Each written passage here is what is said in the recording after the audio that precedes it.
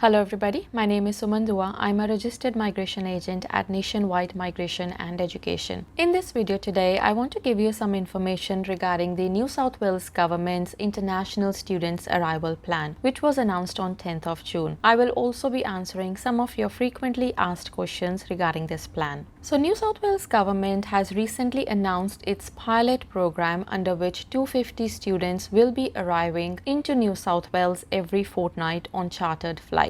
So the New South Wales Treasurer has also announced that this number will increase to 500 international students a fortnight by the end of this year. We are hoping to see these students come back into Australia from as early as July 2021. Looks like universities will be paying for the accommodation and the security of these students. As per the data that New South Wales has got, there are about 50,000 students who are waiting to return to New South Wales. So these students will quarantine in an approved student accommodation. This pilot program has already been approved by the New South Wales Police and New South Wales Health. So this program is waiting for approval from the federal government, and New South Wales Treasurer is very positive that they will receive a positive response from the federal government. So these international student arrivals will be above the weekly cap of 3,000 places that New South Wales has got for the Australian residents and citizens. Now let's look at some of the questions that you have been asking us about this pilot program. So the first very common question that we have got is, are student visa holders enrolled at all New South Wales institutions eligible for this New South Wales Government International Student Arrivals Plan?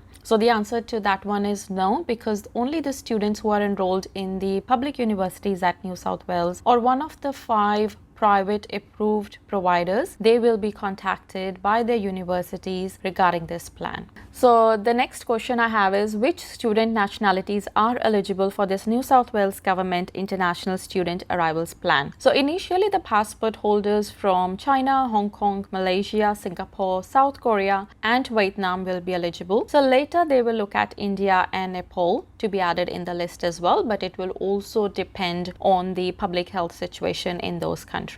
So how did the New South Wales government select these student nationalities? So the list of eligible student nationalities was determined by the New South Wales government based on the number of factors. So first of all, they looked at how many offshore students were enrolled in these New South Wales institutions, and also of course the public health situation in those countries. Now also it's very important that these nationalities are permitted to transit through Singapore. So how will eligible students be selected for these flights? So initially, priority will be given to all those students who were enrolled at the institutions in New South Wales prior to March 2020. So these are all the continuing students who are studying in New South Wales, and once those students are back in New South Wales, then they will start looking at those students who are studying online. So once these students are arrived, then they will look at those students who started their studies online from overseas.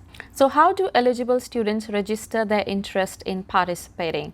So for this one, your university or your provider will contact you if you are one of the eligible students. Will students who have commenced their enrollment but who do not yet have a student visa be eligible? No, because to be eligible for this arrival plan, you need to be holding a valid student visa, and you also need to be holding a valid confirmation of enrollment from New South Wales provider. Where will students returning under this New South Wales Arrivals Plan stay during the 14-day quarantine period? So the students who will be returning under this plan, they will be staying in an approved student accommodation which has been approved for the quarantine facilities. So this is all the information we have regarding this student arrival plan which has been initiated by New South Wales government. So this plan is actually very important, because if this pilot program is successful, then what it also means is that other states will be adapting this program. So I know 250 international students per fortnight sounds like a drop in the ocean, but I'm sure it is better than zero. We are really hoping that this pilot program is successful so that we can see more and more temporary visa holders returning to Australia.